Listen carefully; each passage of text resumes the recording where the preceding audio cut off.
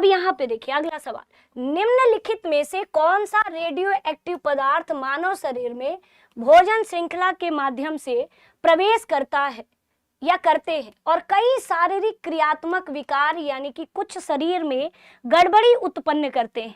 और इसमें आपको बताना है कि भाई कौन सा हमारे शरीर में जो है वो गड़बड़ी उत्पन्न करेंगे।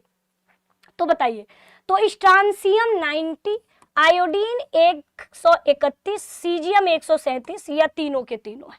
अब आपको बताना है, और अगर करते भी हैं तो कौन सा है ना जो है ये आपका करते। तो जैसे देखो ये सारे के सारे रेडियो एक्टिव पदार्थ हैं और ये हमारे शरीर में किस भाग को है ना, हमारे शरीर में किस भाग को ये आपका, तो एक लसिका यानी बोन मैरो को, अस्थि मज्जा है ना, बोन मैरो यानी कि अस्थि मज्जा जहां से हमारे रक्त का निर्माण होता है, अस्थि मज्जा।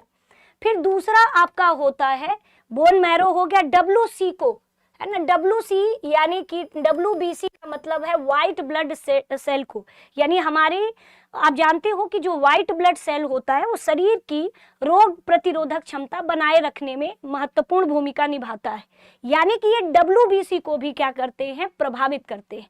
यहाँ तक कि लसिका ग्रंथियां क्या है, लसिका ग्रंथि जो होती है, लिम्फेटिक टिश्यूज जो होते हैं या लिम्फेटिक ग्लैंड होते हैं, उसको भी ये क्षति पहुंचाती है, यानी कि इन तीनों को ये क्षति पहुंचाती है, बोन मैरो को, आपके WBC को और आपके है ना लिम्फेटिक को हमें देखने को मिलेगा। तो आप सीधे लसिका कहिए, लिम्फेटिक यहाँ हम लिख देते हैं है ना, तो इन सभी को क्षति पहुंचाती है। चलिए, तो यानी कि एक से अधिक आपका सही जवाब है।